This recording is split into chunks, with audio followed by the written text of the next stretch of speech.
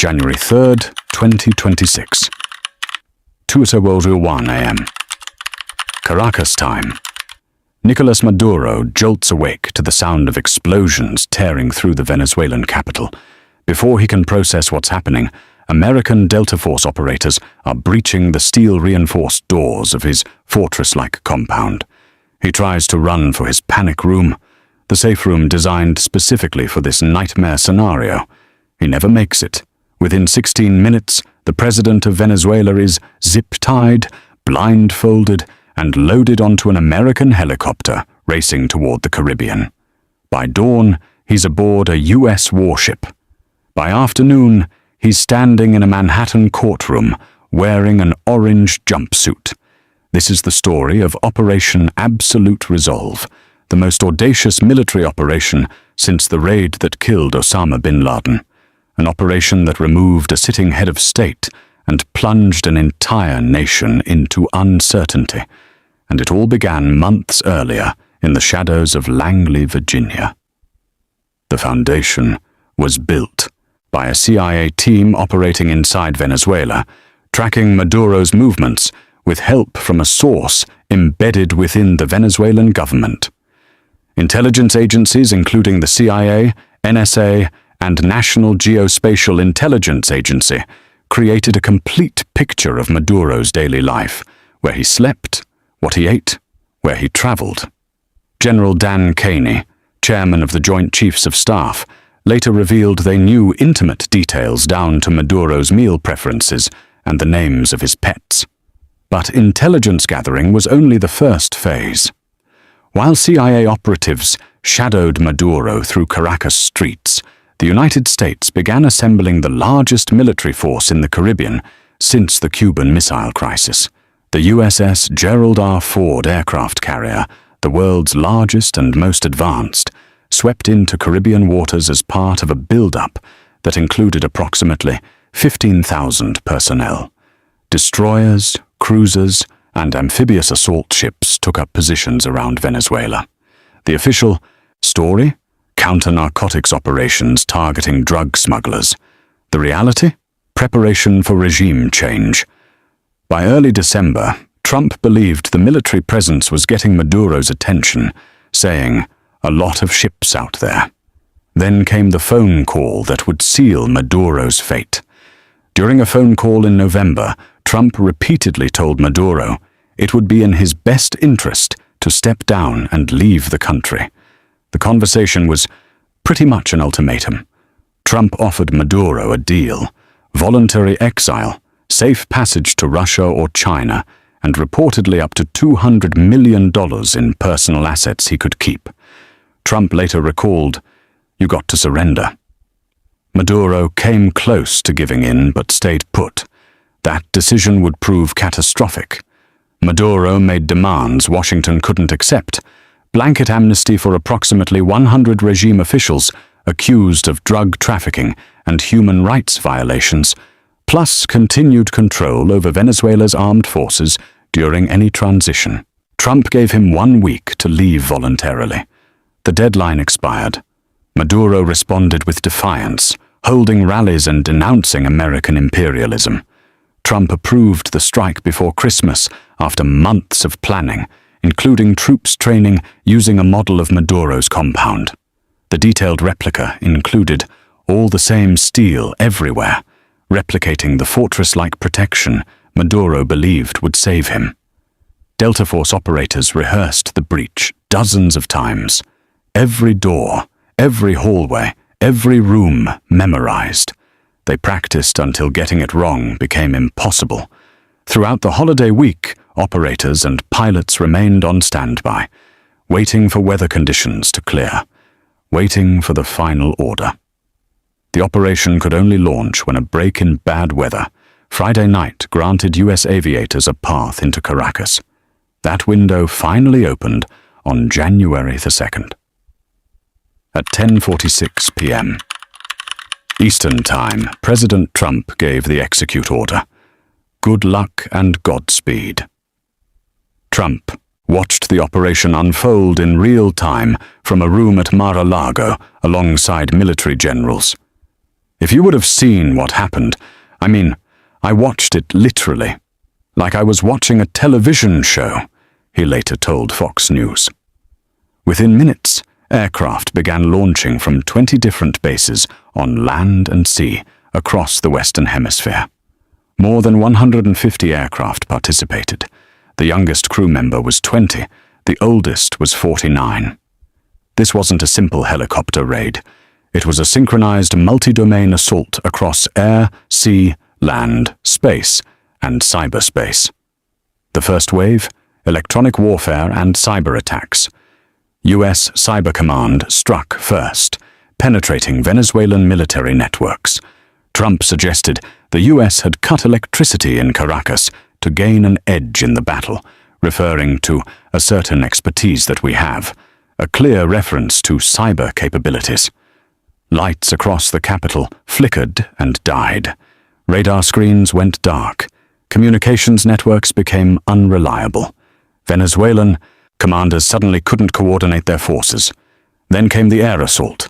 F-22 Raptors, F-35s, F-18s, EA-18G Growlers, E-2s, and B-1 bombers began dismantling and disabling the air defense systems in Venezuela. EA-18G Growlers jammed Venezuelan radar, forcing operators to increase power output, making them beacons for American anti-radiation missiles. Within minutes, 12 major radar installations across northern Venezuela went dark. F-22 stealth fighters established air superiority.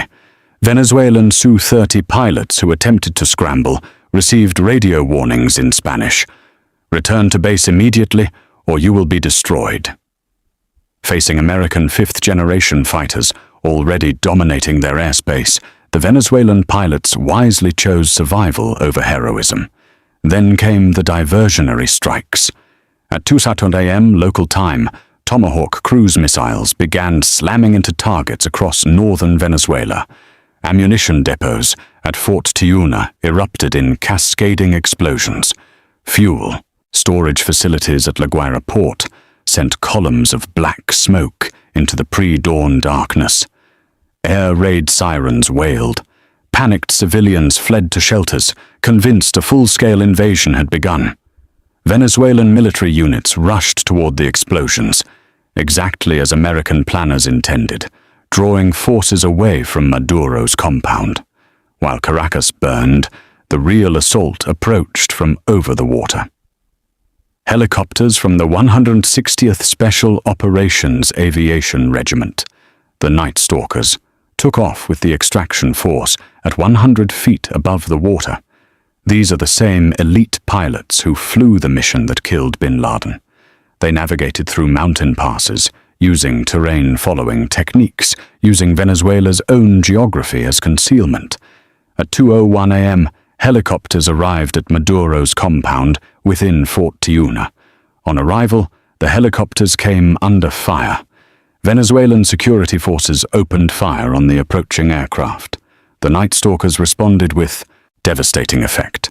They replied with that fire with overwhelming force and self-defense.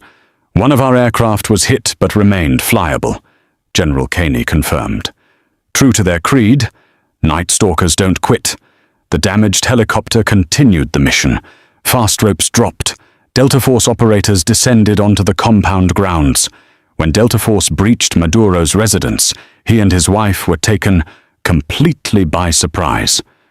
Maduro and his wife were taken from the fortified compound after both tried to reach the steel door of a safe room. Trump said, "If you would have seen the speed, the violence, it was an amazing thing." They never made it to the safe room. Maduro and his wife gave up, General Caney confirmed. Justice Department personnel accompanying the force took legal custody of the prisoners. By 2:16 a.m., just 16 minutes after arrival, Maduro and his wife, Cilia Flores, were aboard an extraction helicopter, lifting off from the compound. Venezuelan authorities confirmed that a large part of Maduro's security team were killed in the raid. The Cuban government announced 32 Cubans lost their lives in combat during the operation. President Trump confirmed there were no U.S. casualties. though some personnel were wounded. The extraction helicopters raced north across the Caribbean, escorted by fighter jets providing protective coverage. By 3:29 a.m. Eastern Time, the extraction force was over international waters with Maduro and his wife aboard, embarked on the USS Iwo Jima. The entire operation, from first strike to extraction confirmation, took exactly 2 hours and 28 minutes. Shortly before 18 Wuhnauvet, the airplane carrying Maduro and Flores landed at Stewart Air National Guard Base in New York. He was then flown by helicopter to Manhattan and taken by armored convoy to a DEA field office before being held in the Metropolitan Detention Center. On January 5th, Maduro and his wife were arraigned in Manhattan federal court. Before pleading, Maduro said, "I am the president of Venezuela. I consider myself a prisoner of war. I was captured at my home in Caracas." Both pleaded not guilty to numerous drug trafficking charges. The charges? Narco-terrorism conspiracy, cocaine importation conspiracy, and possession of machine guns and destructive devices. But capturing Maduro was only the beginning. Now comes the hard part. What happens to Venezuela? On January 5th, Venezuela's Vice President, Delcy Rodriguez, was sworn in as interim president in front of the National Assembly. The same Delcy Rodriguez who spent 13 years fully supporting Maduro as he jailed opponents, crushed protests, and rigged elections. Trump said he would work with Rodriguez as the US will run Venezuela until there is a peaceful transfer of power. This decision has effectively sidelined the person many Venezuelans actually wanted to lead. Maria Corina Machado, who recently won the Nobel Peace Prize and has been one of Maduro's biggest critics. Machado was barred by Maduro's regime from running in the 2024 race, but she threw her backing behind Edmundo González Urrutia, who was widely seen as the legitimate winner before Maduro manipulated the ballot results.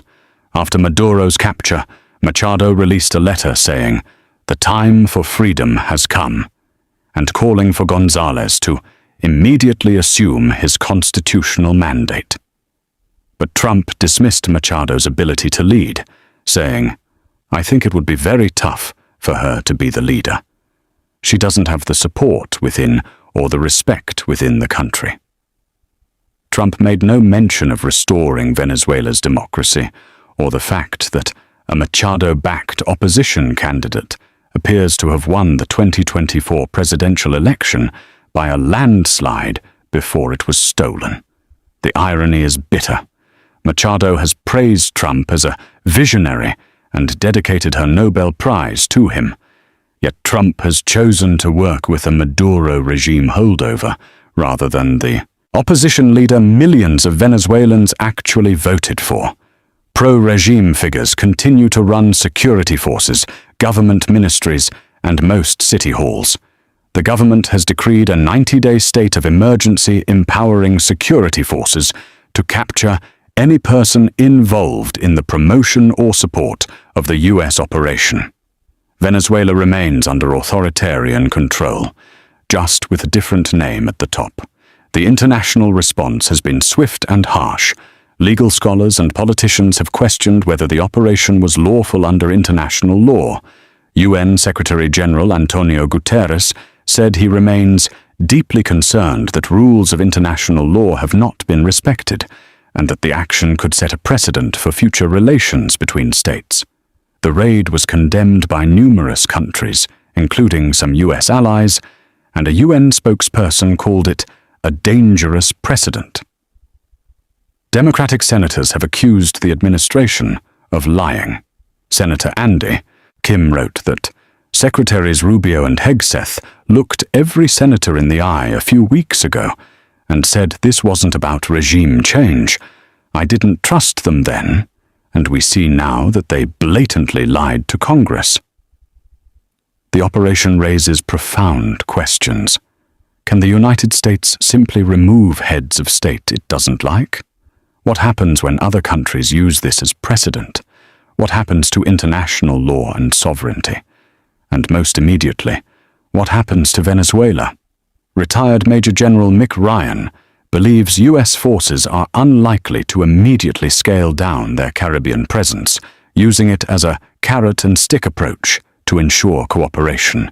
The future remains deeply uncertain.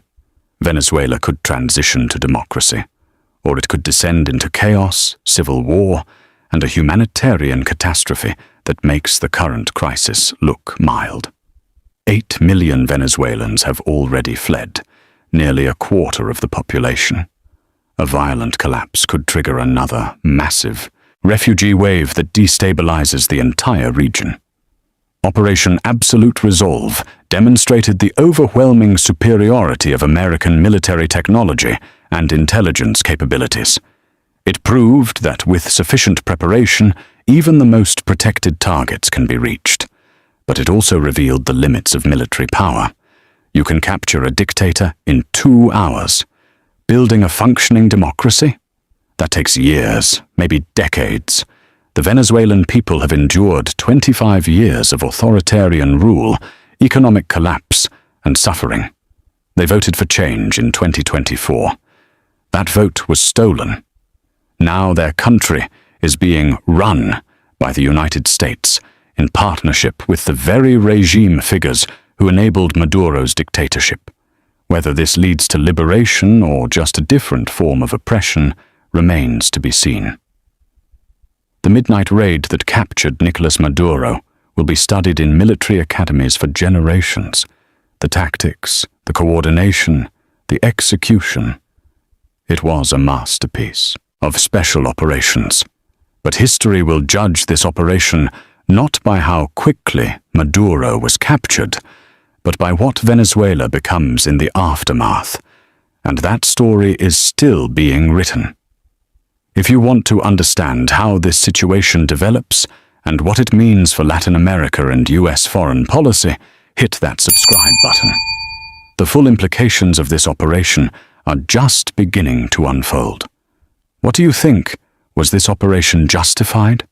Should the US be running Venezuela? Drop your thoughts in the comments. Thanks for watching.